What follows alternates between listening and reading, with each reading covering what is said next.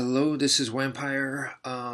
Okay, so I'm here to talk about maybe some of the problems that I've seen in today's martial arts training. And today, there's a ton of information out. So, I call it the misinformation age. And this is another example why I feel like today is not the information age, but the misinformation age. And on Twitter, just the other day, I saw um, a girl, and I'm not picking on her because she's a girl, but this girl who is very cute looking. So she's definitely appeals to the eye, right, to get a lot of views. So, she was teaching a martial arts move.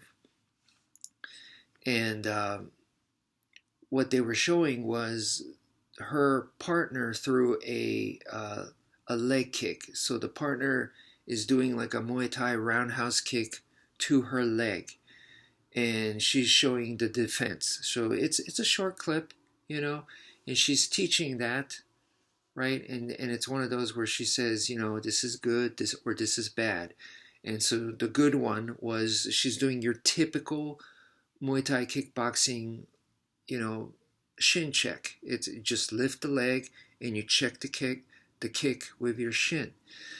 And we've seen this many times, like in the early UFCs, or even to this day. If you don't know how to do this, you're gonna take a beating in your leg, and this could really cost you the match. So it's good to know how to check the leg kick. So she was teaching that, right? And a lot of people probably watch this and they copy it and they go, okay, now I know how to do it. They might get up from their computer and they do it in their living room or whatever, right? In the office, and they do, okay, this is a leg kick. All right, and I got it. And it's like, do you? Do you really get it? Let me give you guys an example, right? Back in the day, when I just came over to the US. So this is 89 is when I came over. So the next year, 1990, on the summer of 1990, my parents put me in boarding school. Why? Because they were worried that my English, even though I could already speak it, I was fluent because I was living in Japan. But right before that, 89. Previous to that, for 4 years, that 4 years is a big blank. So they were trying to make sure that my English skills were up to par. So they sent me to this boarding school, and it was a lot of international students there who might be in a similar boat as me. And one of the guys was from Thailand. And I said, "Oh, you're from Thailand." He was just a few years older than me, maybe like 3 years, something like that. And I said to him, I said, hey, Art, which was a nickname. And I said, "Hey, Art, you're from Thailand. Do you know Muay Thai kickboxing?" And he goes, "Oh, yeah. I was an assistant coach over there." And I was like, "Get out of here. Can you teach it to me?" And he looks at me and he goes, "No." And that hurt. It broke my heart. The guy just looked at me, and I was already taking martial arts at this point because this is 1990. I had started before, before this summer. So I was already doing martial arts. The guy took one look at me and said, "No." And then I said, "Look, man, I'm really serious. You don't know Japanese people. When we dedicate, we're going to dedicate like you have no idea. My samurai spirit's going to come out and all that, And I was like, "I'm really serious. I really want to learn." And then he goes, "All right, then see those wooden stairs over there?" Now, he had a heavy Thai accent, okay? So he wasn't speaking this clear, but he was like, "You see those wooden stairs over there? Kick that with your shins. Let me see you go kick that." And I told him, ah, "That's impossible. Those wooden stairs." I looked at the stairs. It's like all like very square, cornery. It's not round. I was like, there's no way, bro. And it's wood. It's hardwood. No way. And he goes, "Impossible? Impossible. And he walks over there and he starts kicking it with his shins. I swear to you guys, every time he kicked it, it looked like, the staircase is put together in different ways. That was like, it was like popping off. It looked like it was going to break. And in fact, I'm pretty sure he thought about breaking it with his shins, with a kick, to show me. But then better judgment took over and he was like, I'm going to get in trouble. So he didn't do it. But he could have, I'm pretty sure he could have easily broken this perfectly normal wooden staircase with his kicks. He could have done it, right? So he comes back to me and he's like, impossible, like that, right? He's like, it was a breeze, right? And I said to him, I said, dude, that's because you already know Muay Thai. I don't. Remember, I want to learn it. I don't have these skills that you already have. So he thinks about it and he goes, okay, I'll give you two options. If you're really serious, you kick the staircase, the wooden staircase every day, or you kick my shins every day. So for me, it was a no-brainer.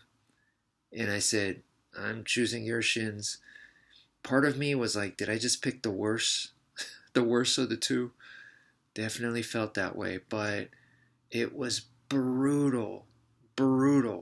I kicked his shins not only every day, every time we met, we passed by the hallway, every time we just take a little time out between classes, just went to town, and it was boarding school, so I could hang out with him all night kicking shins if I could, so we did that. And oh my goodness, it was so brutal, but at the end of the day, it changed me. And it was a game changer. It was a life changer. And my shins were bloody. It was purple. It was swollen on top of swollen on top of swollen. I swear there was 3 layers of swollen. To this day, I'd never seen anything like that. I remember pushing it with my finger and it just sunk in. And I showed it to him and I said, is this normal? Do I need to go to the hospital? He goes, is nothing. I don't want to do a fake Thai accent, but, he looked at me like, are you sissy boy? He made fun of me. Yeah.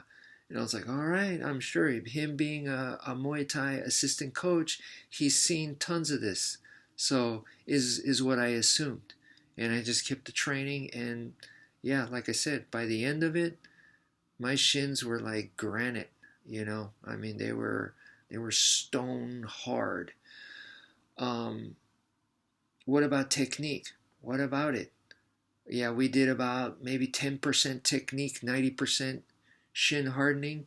And then when I went off to college, I remember when I went to college, there were guys that bragged. They bragged that they had Muay Thai backgrounds, that they were Muay Thai fighters. There were guys that bragged that. And I said, oh, okay. Well, I've done a little bit of Muay Thai training. Let's spar. And right there, I don't care how much technique they learned. And in fact, I bet it was all technique. They crumbled before me. Nobody was able to hang with me. And that's not because I'm good, because I'm not. But have you done the basics? Have you done this kind of, this is like just your conditioning? You know what I mean? In military, this is your boot camp. Have you been through boot camp? And I did. For Muay Thai kickboxing. Well, not even, because you're supposed to go running. I remember Art said to me, he said, let's go running in the morning. I go running every morning.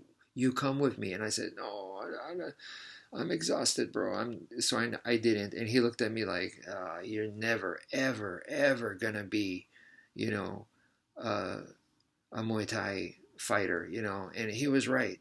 I just didn't have what it takes, but still, because of him, thanks to him, I was able to get a taste of the real deal. And he was definitely the real deal. Yeah. Anyone could say, people could criticize me. did only like 10% technique and whatever. I'm telling you, that's where it counts. And at the end of the day, um, there is not a single professional Thai fighter who didn't do the basics, the conditioning, and more than me. What I did was, like a uh, kindergarten level, Um, but anyway, that is huge. So this girl teaching, this cute looking girl, trying to look nice for the camera, teaching a Muay Thai leg check, how to defend against a Muay Thai leg kick, is that is not going to cut it, folks, is what I'm trying to tell you. Okay?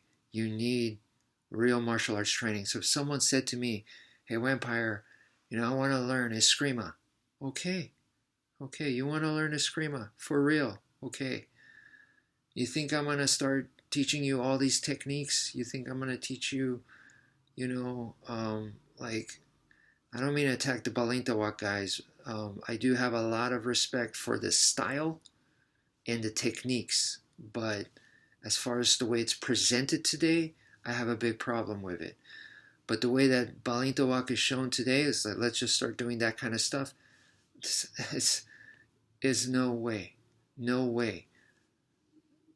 Escrima, Kali, Arnis, Kia. Kali, Escrima, Arnis. At the end of the day, it was originally a blade art. It's a sword art. And like when I look at my culture, the Japanese culture, they call it suburi, which is you just swing the freaking sword or the wooden sword over and over and over. That's where the training starts. It's extremely boring. It will test your patience, but that's the kind of thing you need to do. It sucks. It's not fun, but you gotta get through that. That's the real kind of training. So you could ask my student in Japan who got the black belt from me. There were many times where I asked him to send a video of him training, and I asked him, can you redo it? Please fix this and send me another video. Another redo. And he'll tell you. I'm sure I could feel it. I could feel with our correspondence that there were times where he got frustrated. He almost got broken, but the guy stuck it out, And I'm not here to fail anyone, so I definitely encouraged him too, But, and it's not difficult. It's not technically difficult. What's difficult is just doing this simple movement over and over again, or me just getting my shins harder and harder, just kicking the shins over and over. That is the kind of basics that I feel like a lot of people are missing out on today, because today there's a lot of just, here's the new technique. Here's the new technique. Okay, I got it. Where's the new technique? It's just all a bunch of technique memorization. And at the end of the day, that's not where it's at, is what I'm trying to tell you. So this kind of old school, hardcore training is missing. Now, I'm not here to, crack the whip on anyone. All I'm saying, because what I believe in is be nice to others, but be strict to yourself. So follow that code, be strict to yourself. If you are training martial arts, then there's got to be stuff that pushes you to the limit. You have to put that in there. And it has to be, I don't care if it's like just jump roping if you're a boxer or you want to learn boxing. Jump rope is brutal. It sucks, but it's so important. Someone who's done jump roping versus someone who hasn't, they call it skip rope, right? Rope skipping. Big difference. The same with the Muay Thai kickboxing. Someone who's done the shin training like I have versus someone who doesn't, it's going to be a big difference. Okay? So make sure that you do that. Same with Escrima, someone who has done just swinging the sticks over and over. I've seen in the Dog Brothers training where they go to a river and they're just doing their basic movements onto the water. They're smacking the stick onto the water, and they're just doing that over and over with power. That's some good training. That's the kind of stuff that I'm talking about. Okay, so yes, I could present to you on YouTube video wise techniques, but don't get caught up in that. Okay, it's not how many techniques you know. This is the whole Bruce Lee quote where he talked about, he's much more afraid of the guy that practiced one kick 1,000 times. So you make sure that you become like that. All right. So anyway, that's it for now. Thank you for viewing, and take care, folks.